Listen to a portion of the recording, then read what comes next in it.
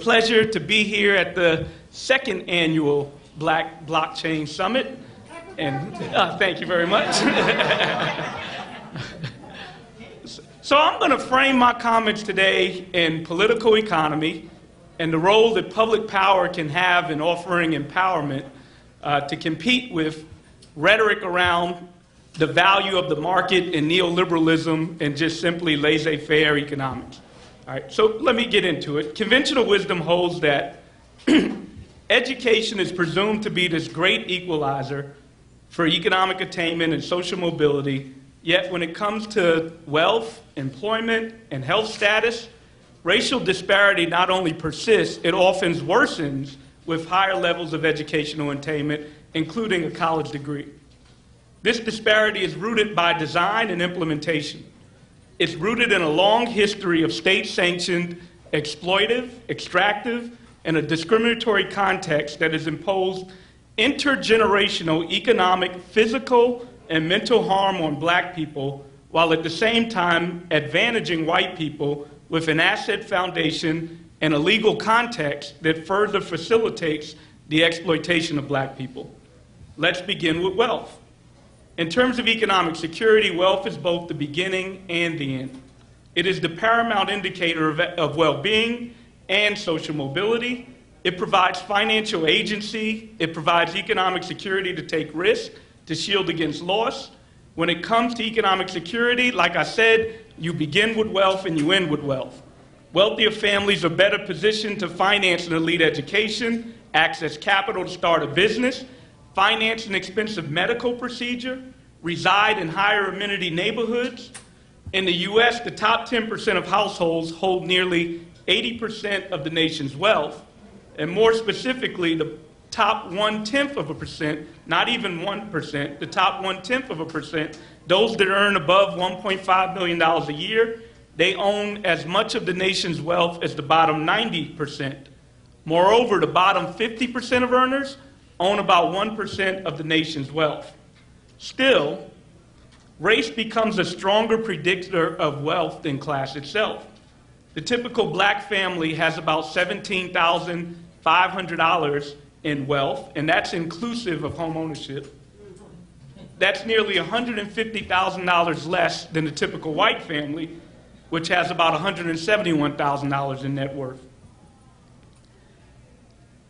This obscene concentration and its accompanying plutocracy, where plutocracy is not only being wealthy, it's being able to control the rules that determine social mobility and distribution in general, the likes of which we have not seen since the Great Depression, is driven by a class of white billionaires.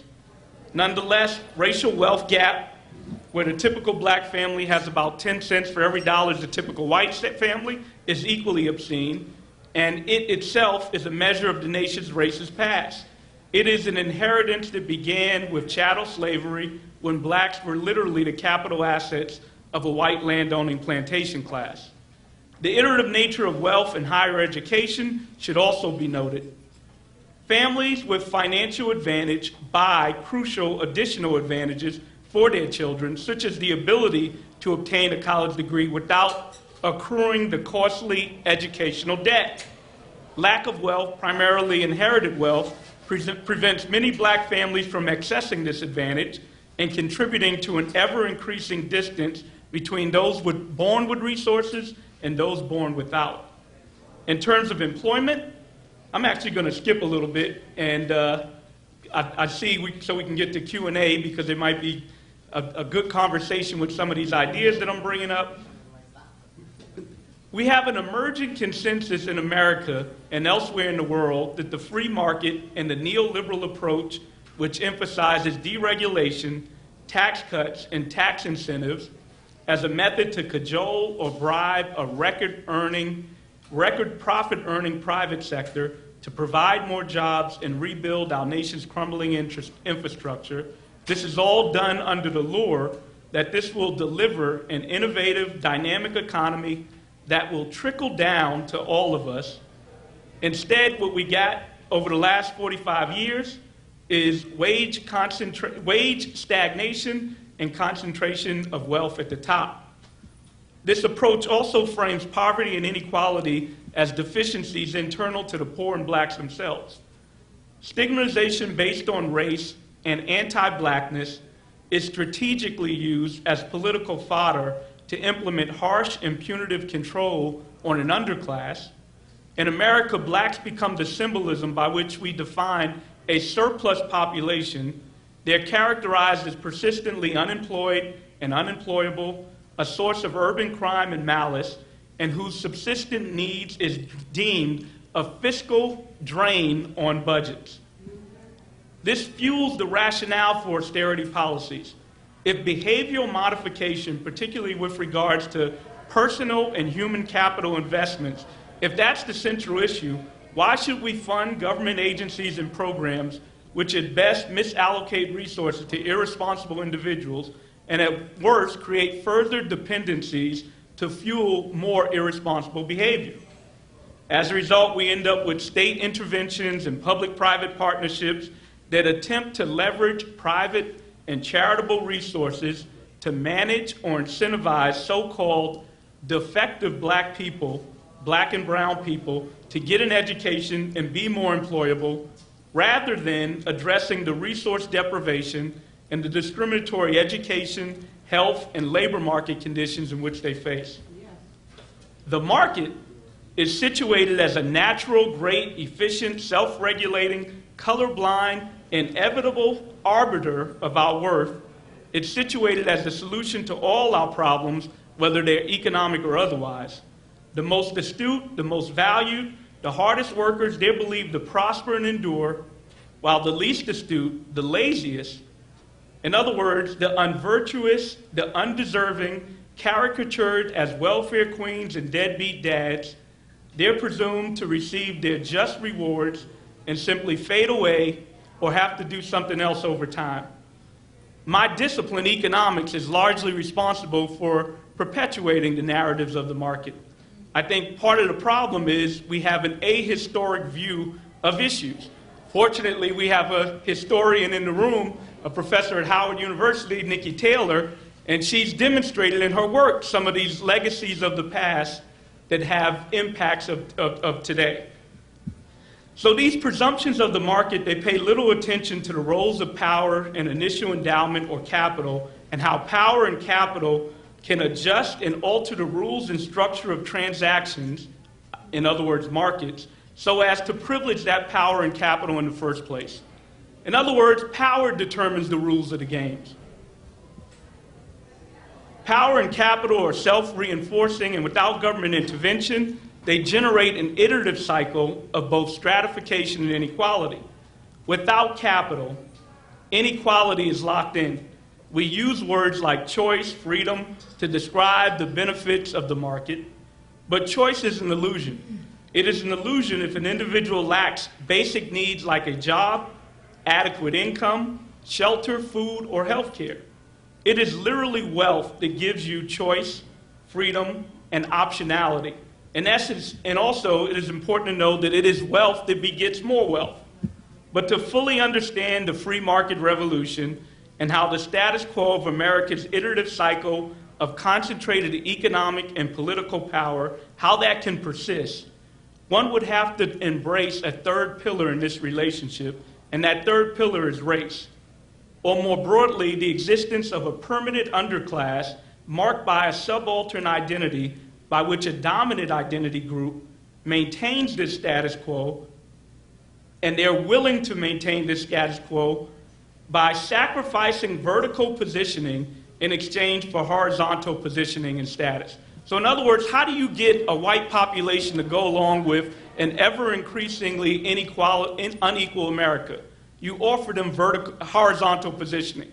You say, however bad your lot in life may be, at least you're not black. For instance, our long trend towards inequality is not without tension. In the 2016 presidential election, it seems to represent at least a partial rebellion to our status quo. The election caught political pundits and other people way off guard.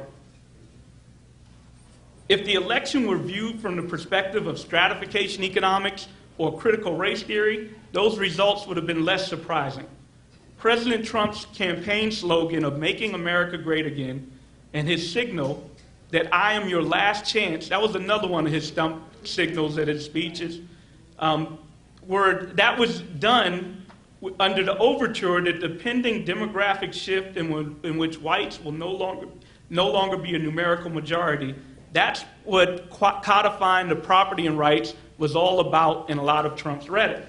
The fact that blacks who live in a family where the head graduated from college typically have less wealth than whites where the head dropped out of high school, that's an example of a property right in whiteness. The fact that a black expectant mother with a college degree has a greater likelihood of an infant death than a white expectant mother who dropped out of high school, or the fact that a black man with a college degree is 3 times more likely to die from a stroke than a white man who dropped out of high school, those are all indicative of property rights and whiteness. 2 things are unambiguous from racial stratification in America. 1, black workers are made worse off. 2, the capitalist class, which is overwhelmingly white, they're made better off. What is ambiguous is the economic positioning of a white working class. And the reason why it's ambiguous is that, as I talked about, horizontal positioning, white privilege offers both psychological and material benefits. An authentic racial coalition to address the paradigm of growing inequality would necessitate that the white dominant group give up the benefits of white privilege. But this privilege is based on, does it seem dismal that we have no hope? I think not, because this privilege is based on an amoral notion of what benefit means. This is a benefit that's largely predicated on a self-interested, neoliberal, and tribal norms in which accumulation knows no bounds. The good news is that change may be happening now. Younger generations and social movements are beginning to redefine economic good to incorporate things like morality, sustainability, and common humanity. We need bold, transformative race and gender-conscious economic rights, an economic bill of rights. There's a set of enabling goods and services that are so critical for individual life, liberty, and self-determination that their quantity, their quality, and access to them should not be vulnerable to the pricing and rationing that comes about from firms simply trying to meet their profit-maximizing fiduciary responsibility to shareholders. We need policies where public options directly compete with and crowd out inferior private options. Private options that do not ensure universal quality and access to health care, housing, schooling, financial services, capital, and the free mobility without the psychological and physical threat of detention or bodily harm at the hands of a state-sanctioned terror because someone's social identity is linked to a vulnerable or stigmatized group. So rather than a tax cut that we just passed, which imposes pressure on state and localities to rely on fines and fees to balance local budgets, the federal government should be looking to end mass incarceration, especially of nonviolent offenders, and hold police criminally and civilly responsible for their abusive practices. And rather than cajoling or bribing an already record-earning profit sector with more tax incentives, the federal government should be looking to initiate the economic right to a productive and quality job with economic security, with a living wage, and with worker amenities that provide an investment in our public physical and human infrastructure. To address wealth, I've talked about baby bonds. This would establish a universal birthright to capital, a privilege generally reserved only for those born into wealth. Wealth building should not be the exclusive domain of the wealthy. Baby bonds would provide all Americans with a capital foundation to build wealth and asset securities. The accounts of the programs would complement an economic right to old age pension and provide a more comprehensive Social Security program designed to provide capital finance from cradle all the way to grave, regardless of one's race and family position in which the child is born. The average accounts would be seeded at around $25,000 and grow upwards to $60,000 for babies born into the poorest families. And they would be used when the child reaches adulthood for some asset-enhancing activity like financing an education without debt, a down payment to purchase a home, or some seed capital to start a business. We also need wealth tax. We need a wealth tax in order to contain the plutocracy and the growing power of an ultra-wealthy American elite class. We need a comprehensive reparations program, beginning with the enactment of a version of H.R. 40, which acknowledges the rights and wrongs of our nation's past. In my 2017 National Economic Association presidential address, I shared a 10-point agenda that could form the basis of a new social contract as a race-conscious economic Bill of Rights. The list that I'm about to describe is not exhaustive, but we prioritize a federal job guarantee and we prioritize baby bonds as economic rights that promote inclusion, equity, and fairness and provide a robust public option for jobs, income, and wealth creation for all Americans. At the top of my list is reparations. It is an ultimate necessity to achieve racial justice. A lot of the programs I talk about achieve economic justice, but if we want to have racial and economic justice, reparations is necessary. Reparations for slavery, sharecropping, white capping, Jim Crow laws, and the state facilitated exclusion of black people from several New Deal and post-war policies that built a white middle class. An honest and sobering confession of our historical sins would counter the neoliberal frame that characterizes black, brown, and poor people in general as undeserving. It would also pave the way for narratives that accurately frame inequality and poverty as grounded in resource deprivation. However, acknowledgement and apology, that would simply be empty without some form of material redress. The remainder of a 10-point plan includes items like federalizing credit scores, a metric so determinant in individual life chances it should not be left to a for-profit sector. Government should be responsible and accountable to how these scores are determined, and it should be transparent with an understandable process of how we determine these scores. Also, I advocate for postal banking to provide banking and lending services, particularly to unprivileged individuals who financially have to rely on exploitive and extractive check cashing institutions and payday lenders for their basic banking needs. The plan calls for the Equal Employment Opportunity Commission to proactively conduct employment audits to detect racial discrimination and prosecute these discriminating firms. Other priorities include federal subsidies to historically black colleges and universities to the proportional tune of the present value of support reached by other colleges and universities from the 1944 GI Bill, which was on the scale of a Marshall Plan that rebuilt Europe. The plan calls for eliminating tracking in grade school and offering a talented and gifted curriculum to all children. I'm happy to see that that's part of the conversation right now in New York City. The plan also calls for single-payer health insurance or Medicare for all, and the end of mass incarceration of nonviolent offenders and holding police criminally and civilly responsible for their abusive practices. The extent of our dramatic inequality in America is at least as much a political problem as it is an economic problem.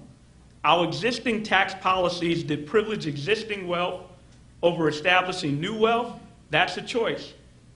Financial behavior and financial literacy, they're all practically useless if you have no finances to manage in the first place. The bootstrap narrative framed in the politics of personal responsibility, which emphasize things like individual agency, particularly self-investments in education, as the sole pathway for upward mobility, that might literally be bad for black people's health. There are physical and psychological costs of stigma and ironically exerting individual agency in environments that are discriminatory and racially stigmatized, particularly when these black individuals pose a competitive threat to the preferred position of a socially dominant group.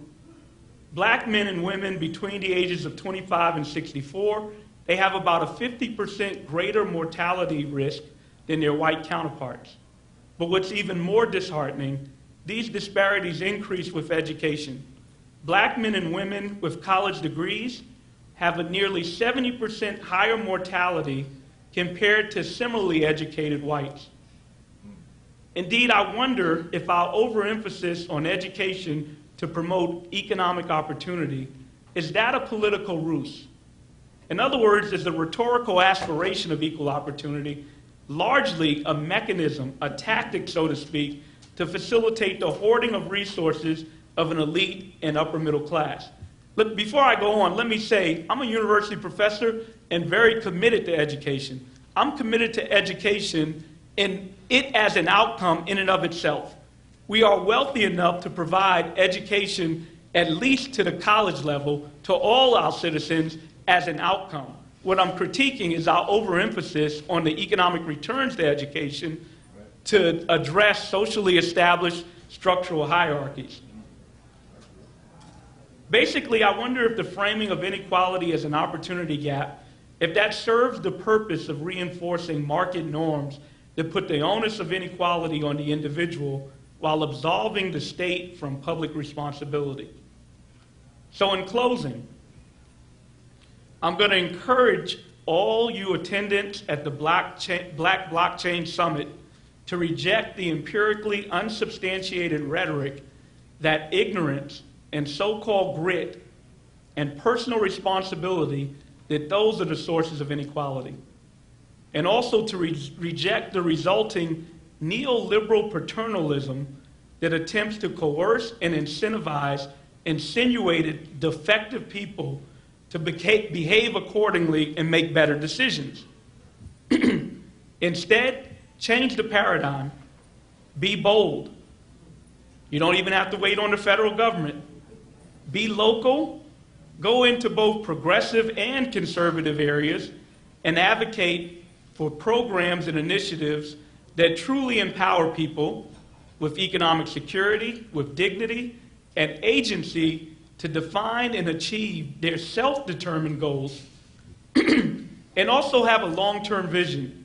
Don't be caught up in the myopic notions of scarcity, that frame which at the outset constrains us from reimagining a society that we both want and that we both deserve. Let our advocacy and scholarship, let it heed the words of the Reverend William Barber and his Poor People's Campaign, where he says, quote, "Economic justice is a moral imperative." That's the mantra and that's the motivation. That's all we need to achieve, to justify the goals that we want to achieve. Thank you. Do you have any question to Professor Derrick?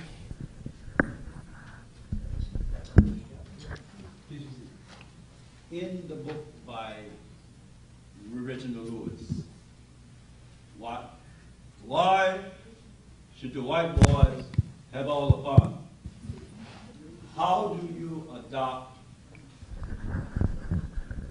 his training, which was from Dunbar to Virginia State, around Portland to Harvard?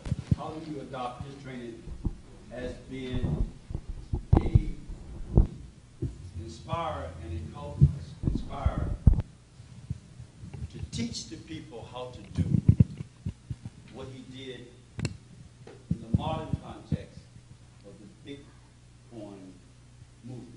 Yeah.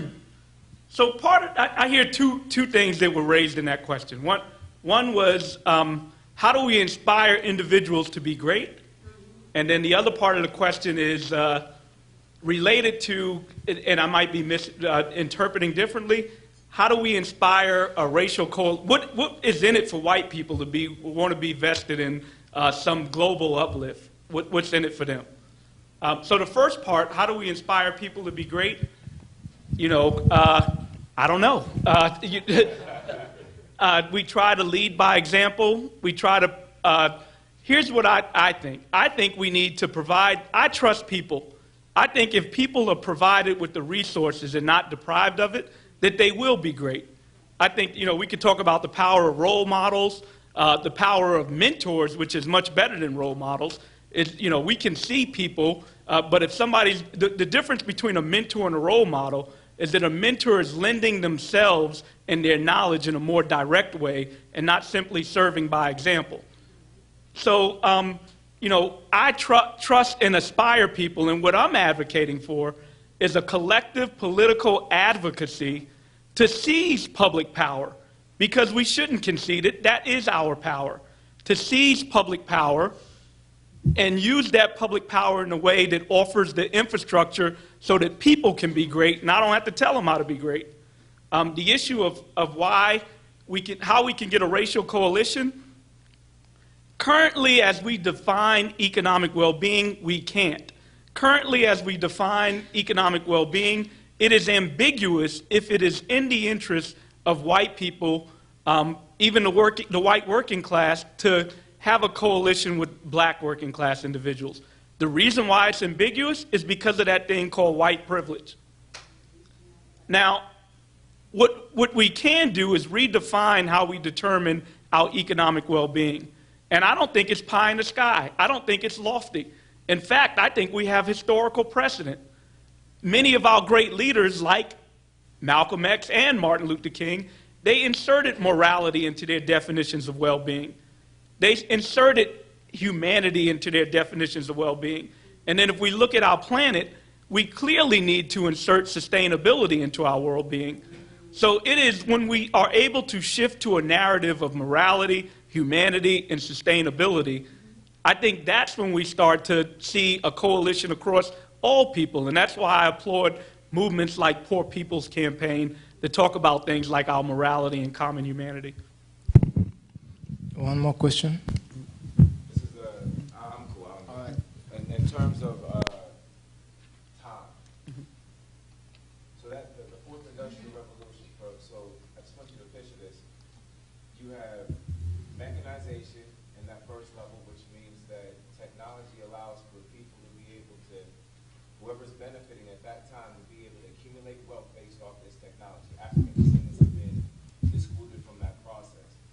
Then you've got mass production on the second phase industrial revolution. Black people excluded from that process. And what's happening in that cycle is that every time there's a new technological innovation, then there's more money to be made. And as you get closer to the bottom of the hill, that's whenever the speed is at its fastest for any engine or any ball rolling down the hill. If we're at the bottom of the hill because automation, there's not going to be any jobs after you get past a certain point, which means there's not going to be any opportunity for us to be able to accumulate wealth from an economic cycle that won't be coming at, because we're at the bottom of the hill. We probably have 3 to 5 years to do something that would allow us to be able to extract value from an economy that's very quickly becoming digitized. Yeah. And if we don't own the digital infrastructure to be able to extract the value from that economy, then there's not going to be any money left to be able to be made, because all the largest organizations, all the largest businesses own all the patents. The only chance we have is being able to use whether it's blockchain or something. And I really appreciated what the ambassador was saying about the opportunity to be a part of the industrial revolution as it pertains to the continent, because then we can at least try to retract and get back to, okay, what's happening in terms of agriculture there, what's happening in terms of industrial revolution there, because then we could actually be a part of building out the infrastructure. But without infrastructure, then it's just not going to happen. And so my question for you is about time. A lot of the things that you're saying, it make total sense. But at the time, waiting for a government to move, waiting for a policy to change, how much, what's that from a solution standpoint? What are your thoughts on that? Yeah. Well, I'm certainly not telling anybody to wait. I'm also not telling anybody to feel like I'm not telling anybody to wait. They should be active right now. We are at a pivot point in society where I feel like change can happen and is on the horizon. But I'm also, in the same time, not trying to impose the constraint of time that leads to some unfortunate compromises or that are not useful to our long-term vision. For example, there's conversation in this political season about we got to defeat Trump, we got to defeat Trump. And there's some intention where there might be some willingness to compromise in order to defeat Trump. One, I don't even think that compromise is a winning strategy. But even if it was, I don't think one needs to sacrifice a long-term vision of justice for a short-term compromise of what seemed as some political transaction that will have some reward. That's been a problem. I think for a long time over the last 45 years, people that might have a progressive agenda have been too willing to compromise for short-term, seemingly political gains. So that's one point. But I see that my time's almost up, but you asked, I want to respond to like 4 parts of your question. Okay. I think the point you make that is salient is that this is not really new, a new industrial revolution, that we have historical precedent. And from that historical precedent, we know what happened.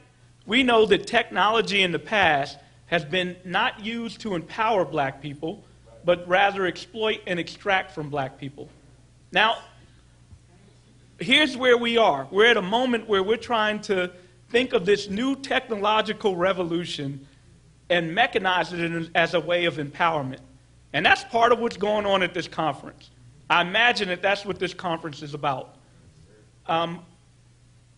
So in order to achieve that, I also need to respond to a couple of things about when you said, should we wait on government and not waiting on government? No, we shouldn't wait on government, but ultimately the role of public power is essential.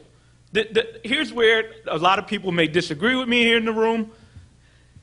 Self-help with regards to collective economics is morally useful, but productively limited. Without resources, it takes resources to generate more resources.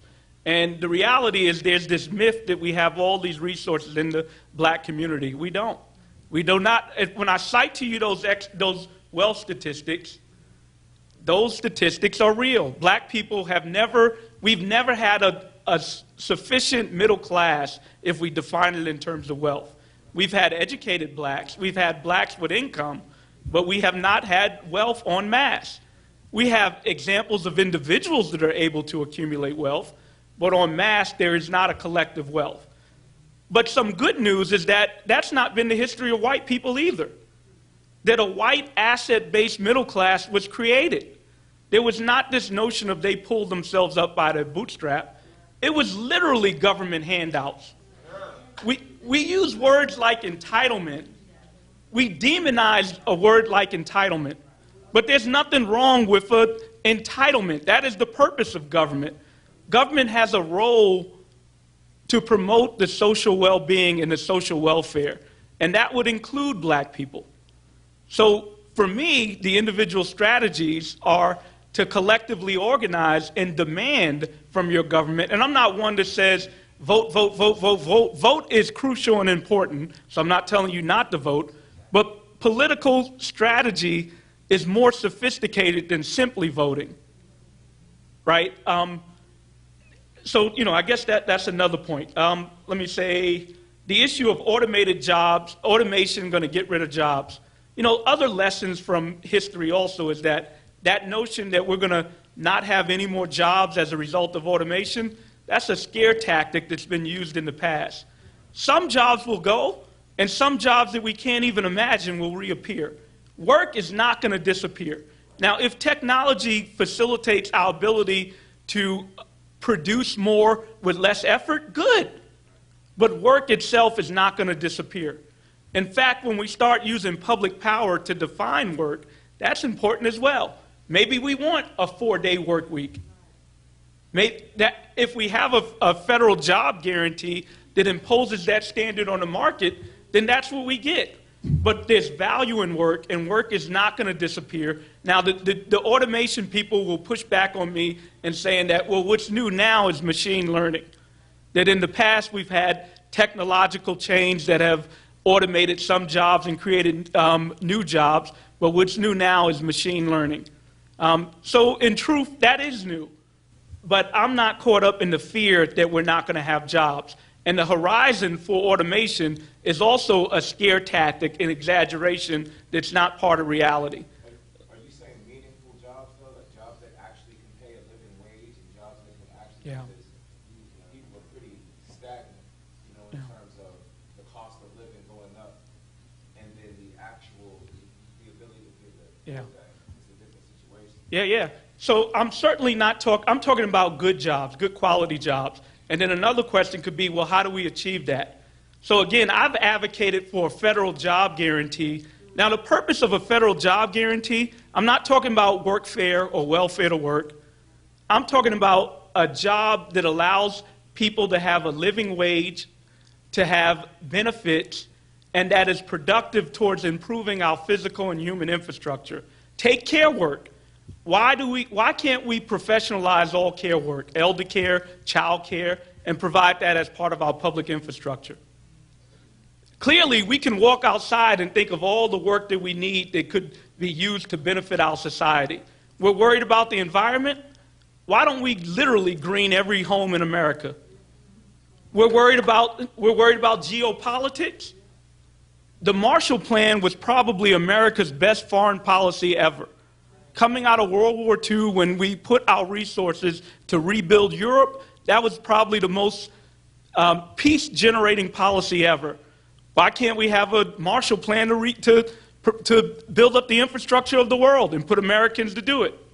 These are choices, right? These are political choices that we can make as a government. And I think we've been caught up in the neoliberal rhetoric around the power of the market so much that we've lost sight of what we can really do with government. Let me say, I definitely see my time ending up, so let me end with pointing out one last thing. Well, actually, two last things.